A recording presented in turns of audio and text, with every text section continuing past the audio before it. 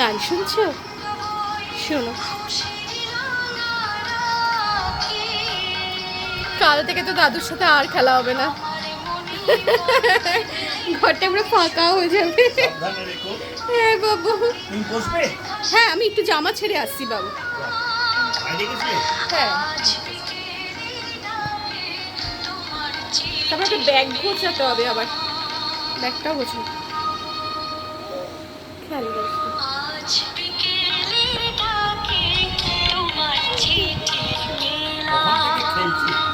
বাবু বাবু খেলতে চায়, আর এখন খেলতে চায় বাবু, খুব খেলতে চায়। ঘুম কম, খেলা বেশি। হেলদি ব্রেকফাস্ট সম্পর্কে কিছু আইডিয়া চাই। দাদুর সাথে খেলে